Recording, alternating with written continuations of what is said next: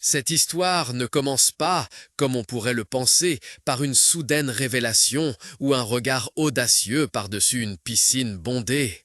Non, elle commence de manière tout à fait banale, par une simple distraction et le sentiment sourd d'avoir oublié quelque chose d'essentiel.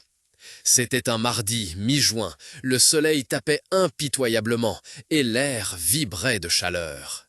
Les vacances universitaires avaient commencé et moi, jeune et insouciant, je passais la plupart de mes journées dans le bâtiment de l'université où la climatisation tournait à plein régime.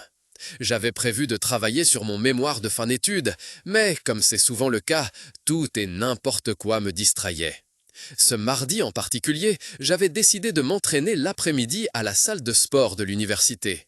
La chaleur avait mis mon système circulatoire à rude épreuve et j'espérais qu'un peu d'exercice me réveillerait. Après l'entraînement, complètement transpirant et épuisé, je me suis dirigé directement vers les douches communes. Le bâtiment de l'université avait des vestiaires séparés, mais les douches étaient communes, une grande pièce carrelée avec plusieurs pommes de douche. Il était courant qu'il y ait beaucoup d'activités ici, mais cet après-midi-là, j'étais presque seul. J'appréciais le calme, l'eau fraîche sur ma peau et la sensation d'être enfin propre. Quand j'ai eu fini et que j'ai voulu me sécher, la douche froide, ma serviette, je l'avais oubliée dans le vestiaire. La panique m'a envahi. Que faire?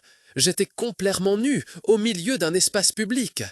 J'ai regardé autour de moi, espérant voir quelqu'un à qui demander de l'aide, mais j'étais seul. J'ai réfléchi fiévreusement, retourner en courant au vestiaire, beaucoup trop risqué. Rester ici et attendre que quelqu'un arrive, pas une bonne option non plus. J'ai commencé à faire les 100 pas, agité, quand soudain, la porte s'est ouverte. Un homme est entré. Il était grand, musclé et avait des cheveux noirs et bouclés. Il était nu. J'ai figé.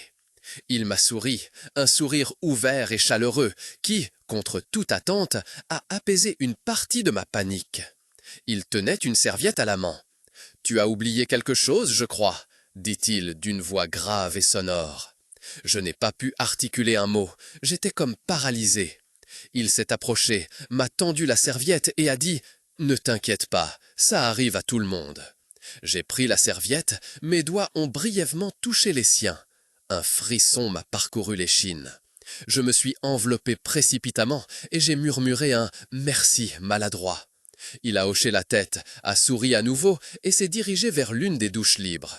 Je suis resté là, la serviette fermement enroulée autour de moi, et je l'ai observé. Il se déplaçait avec une assurance et une grâce qui me fascinaient. J'ai quitté les douches, toujours complètement bouleversé. Arrivé au vestiaire, je me suis habillé et j'ai essayé de digérer ce qui s'était passé. Qui était cet homme et pourquoi m'avait-il aidé alors qu'il était lui-même nu? Je l'ai revu plusieurs fois dans les jours qui ont suivi, dans le bâtiment de l'université. Une fois à la salle de sport, une fois à la bibliothèque. Je lui faisais un signe de tête à chaque fois, mais je n'osais pas lui parler. Un après-midi, j'étais assis au café de l'université et je travaillais sur mon mémoire de fin d'études. J'étais frustré et déconcentré. Soudain, j'ai senti une main sur mon épaule. J'ai levé les yeux. C'était lui. « Puis-je m'asseoir » demanda-t-il. J'acquiesçai silencieusement. Il s'assit en face de moi et se présenta. « Je suis David. » « je dis mon nom. Nous parlâmes. D'abord des banalités sur le temps et l'université, puis sur nos filières et nos centres d'intérêt. J'appris qu'il étudiait l'histoire de l'art et que, comme moi, il travaillait sur son mémoire de fin d'études pendant les vacances universitaires. Au fil des semaines, David et moi sommes devenus amis. Nous nous retrouvions régulièrement au café, allions ensemble au cinéma et faisions des promenades en ville. Je me sentais bien et détendu en sa présence. Un soir, après un dîner ensemble, il m'a raccompagné chez moi. Nous nous sommes arrêtés devant ma porte. Il y avait une étrange tension entre nous. Je commença David, mais il hésita. Je le regardais, pleine d'attente. Je t'aime bien, plus qu'en ami, finit-il par dire. J'étais surprise, mais pas choquée. Je le sentais venir depuis un moment.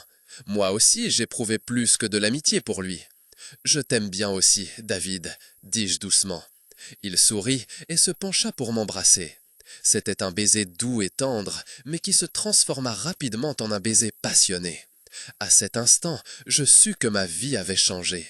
D'un banal moment d'oubli était né quelque chose de spécial. Une amitié, un amour qui avait surgi contre toute attente. Et tout avait commencé avec une serviette oubliée et un homme qui avait eu le courage d'aider nu. C'était le début d'une histoire gaie que je n'oublierai jamais. Une histoire qui m'a appris que l'amour peut parfois se trouver dans les endroits les plus inattendus et dans les circonstances les plus inhabituelles. Une histoire qui prouve que l'oubli peut parfois mener aux plus beaux souvenirs.